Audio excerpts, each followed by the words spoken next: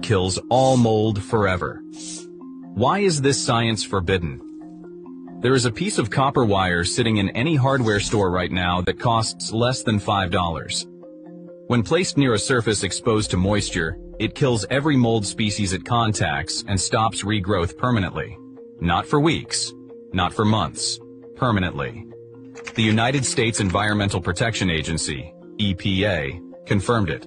The EPA registered copper as the first and only solid surface material in history with certified antimicrobial public health claims. 275 different copper alloys passed their most rigorous testing protocols. Every single one killed 99.9% of dangerous organisms within 2 hours of contact. Stainless steel, the material used in almost every modern building, killed nothing. 0% after 28 straight days. And here is the part that should make you stop everything. This science is not new. It is not recent. It is over 4,000 years old, and it has been slowly and systematically replaced by an industry that needs you to keep buying bottles every single month forever. This is the story of the most powerful natural fungicide on Earth, and why a $2.2 billion industry needs you to never learn how it works.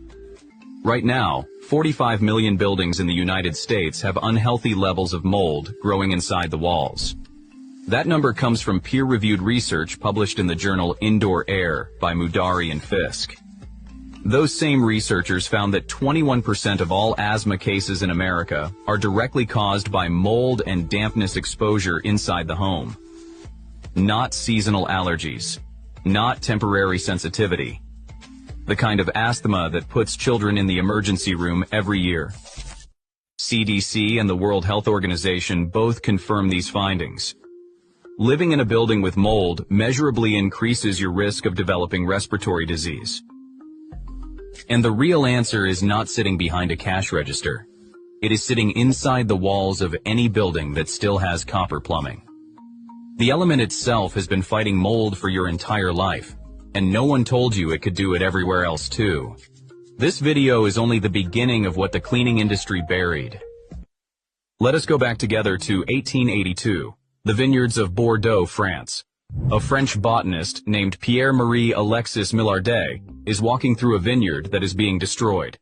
A fungal plague called downy mildew has been devastating French grapevines since the 1870s. The entire wine industry is collapsing, and growers are desperate. Millardet is studying the disease when he notices something that makes him stop walking.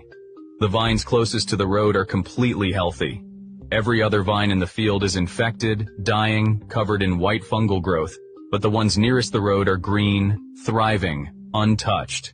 He investigates. A vineyard manager named Ernest David explains that they had been spraying those roadside vines with a mixture of copper sulfate and lime, not to fight disease, but to make the grapes taste bitter and look ugly so that people walking past would stop stealing them. Copper had been killing the fungus the entire time, and no one had even intended it. Millardet spent the next 3 years running formal trials at Chateau d'Ozac. By 1885, he published his findings and announced to the world that he had discovered a cure for the mildew that was destroying France. The mixture became known as Bordeaux mixture. It became the first fungicide ever used at commercial scale anywhere on Earth. And here is the part that every history of agriculture skips. Bordeaux mixture worked so well that it did not just save French wine. It saved the Irish potato crop from blight. It saved banana plantations across Latin America. It saved orchards on every continent. A simple copper compound became the single most important discovery in the history of protecting